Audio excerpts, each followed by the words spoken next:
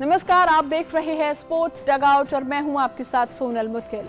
DD sports पर आप सभी का हार्दिक स्वागत करती हूं। आज हमारे शो में हम आपको दिखाने वाले हैं खेल जगत से जुड़ी बड़ी सुर्खियां, दिन की अहम खबर, खास रिपोर्ट, आपके खिलाड़ी जो पसंदीदा खिलाड़ी है उनसे जुड़ी दिलचस्प कहानियां, साथ ही सोशल मीडिया पर क्या कुछ चर्चाएं चल रही है और साथ ही इतिहास के सुनहरे पलों की एक झलक। तो चलिए शुरुआत करते हैं स्पोर्ट्स डगआउट की सुर्खियों के साथ।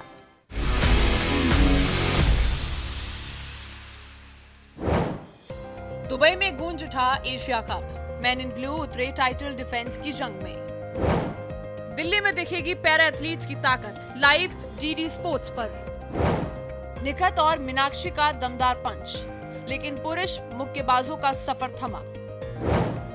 ब्लू कॉल्स का ऐतिहासिक प्रदर्शन, पर एशियन कप क्वालिफिकेशन से चूके। एम्बापे की जादुई वापसी, फ्रांस ने आइसलैंड को 2-1 से शिकस्त दी। चलिए स्पोर्ट्स डगआउट की शुरुआत करते हैं एक बड़ी खबर के साथ। एशिया कप 2025 का आगाज हो चुका है दुबई में। मैन इन ब्लू तैयार है टाइटल डिफेंस के लिए। एक पारी का खेल हो चुका है, तो चलिए अब जानने के लिए देखते हैं कि आखिर कैसा रहेगा टीम इंडिया का सफर। दुबई इंटरनेशनल क्रिकेट स्टेडियम से शुरू हुआ एशिया कप 2025 का सफर। टीम इंडिया की नजरें इस बार अपने नवे एशिया कप टाइटल पर टिकी है। आज मैदान में उतरी वो टीम जिसने 2016 एशिया कप में यूएई को मात्र 81 रन पर रोककर आसान जीत दर्ज की थी। इस बार सूर्य कुमार यादव संभाल रहे हैं कप्तानी की बागडोर। वहीं टीम के उपकप्तान शुभमन गिल है बल्लेबाजी के बड़े हथियार। हाल ही में एंडरसन तेंदुलकर ट्रॉफी में गिल का बल्ला जमकर बोला था। 21 टी20 मैचों में गिल बना चुके हैं 578 रन, जिसमें शामिल है 126 की नाबाद पारी। गेंदबाजी में सबकी निगाहें टिकी है जसप्रीत बुमराह पर। पिछले आईसीसी टी20 वर्ल्ड कप 2024 में बुमराह ने सिर्फ 8 मैचों में 15 विकेट झटके थे। अपने करियर में उनके नाम दर्ज है 70 टी20 में 89 विकेट। दूसरी ओर मेजबान यूएई की फॉर्म चिंता का विषय है। हाल ही में पाकिस्तान और अफगानिस्तान के खिलाफ खेले टी20 ट्राई नेशन सीरीज में उन्हें एक भी जीत नहीं मिली, लेकिन घरेलू दर्शकों के सामने उतरते हुए टीम यूएई उलटफेर करने का प्रयास जरूर करेगी। इस मैदान पर आंकड़े भी बताते हैं, चेस करने वाली टीम को 59% मौकों पर सफलता मिली है। क्या मैन इन ब्लू आसान जीत से खिताबी रक्षा की धमाकेदार शुरुआत करेंगे या मेजबान यूएई चौंकाने वाला नतीजा लेकर आएगा? ये तय करेगा दुबई का मैदान। सड़कों पर एक नई क्रांति दिखाई दे रही है। ये है भारत ईवी रैली, एक ऐसी यात्रा जो 21,000 किलोमीटर से ज्यादा का सफर तय करते हुए 28 राज्यों और केंद्र शासित प्रदेशों से गुजर रही है। इसका मकसद है हरित और टिकाऊ भविष्य की ओर भारत को ले जाना। देखिए ये रिपोर्ट। सड़कों पर निकल चुकी है एक नई क्रांति। यह है भारत ईवी रैली, एक महायात्रा जो देश को ले जा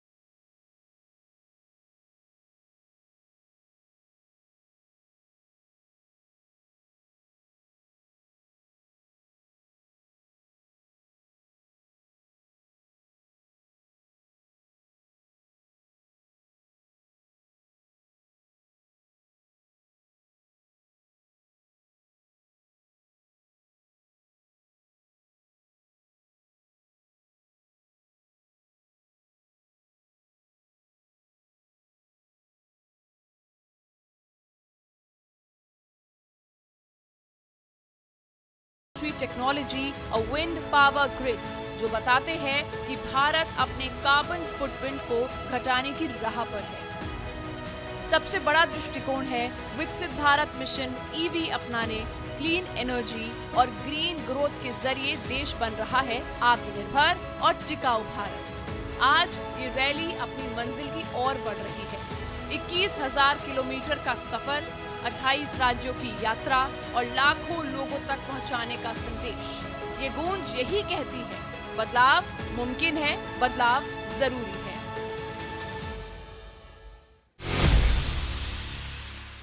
भारत में खेल विज्ञान और इनोवेशन को नई रफ्तार देने के लिए एक अहम कदम उठाया गया है। जी हाँ, स्पोर्ट्स अथॉरिटी ऑफ इंडिया यानी कि साई के national centre of sports science research यानी कि NCSSR और IIT दिल्ली के बीच एक ऐतिहासिक MOU साइन हुआ है।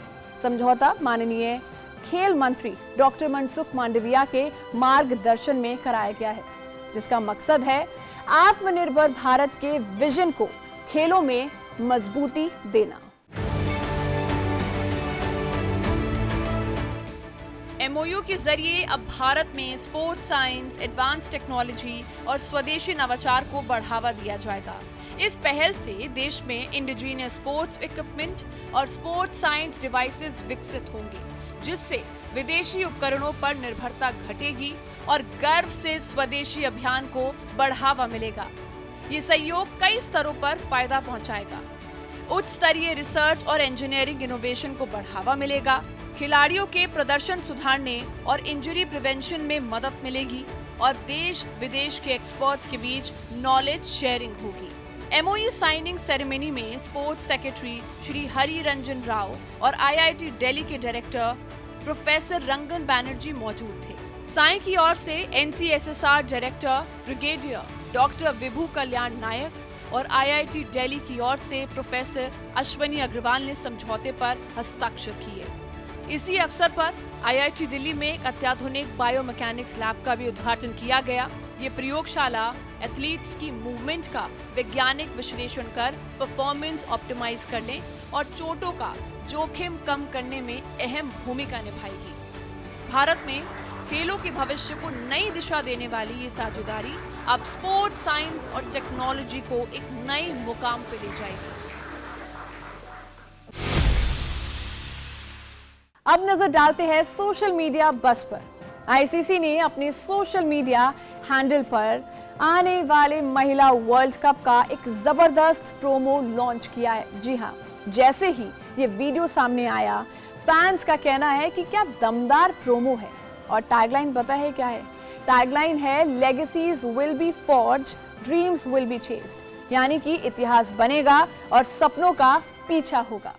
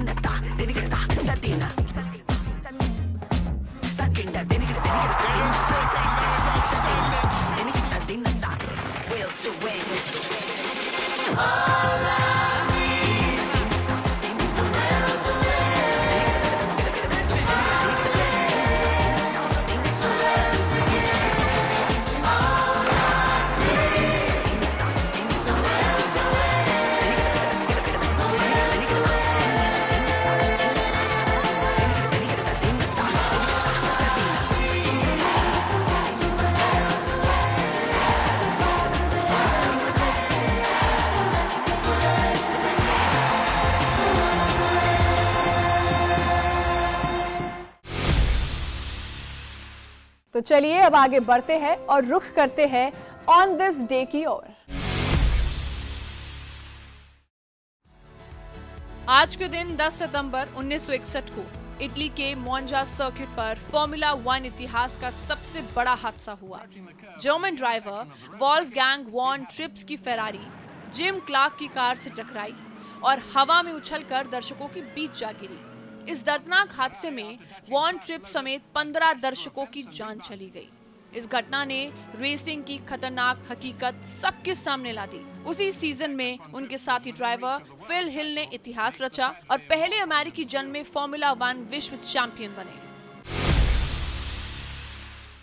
तो ये था हमारा ऑन दिस डे सेगमेंट। अब आगे बढ़ते और आपको दिखाते हैं हमारा एक खास सेगमेंट यानी कि स्पोर्ट्स रैपअप, जिसमें हम आपको दिखाएंगे देश और दुनिया से जुड़ी तमाम स्पोर्ट्स की खबरें, वो भी तेज रफ्तार अंदाज में, और साथ ही टॉप स्पोर्ट्स न्यूज भी आपको इसमें देखने को मिलेगी।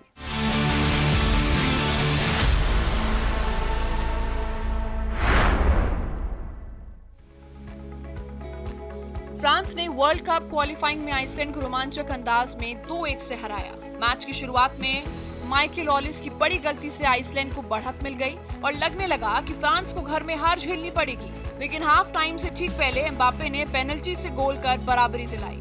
इसके बाद एम्बापे ने शानदार रन बनाकर पेरिस सेंट जर्मन के ब्रैडली बारकोला को असिस्ट दिया और विजयी गोल कराया। 2018 के चैंपियन और 2022 के उप विजेता फ्रांस अब ग्रुप जी में 6 पॉइंट्स के साथ मजबूत स्थिति में है।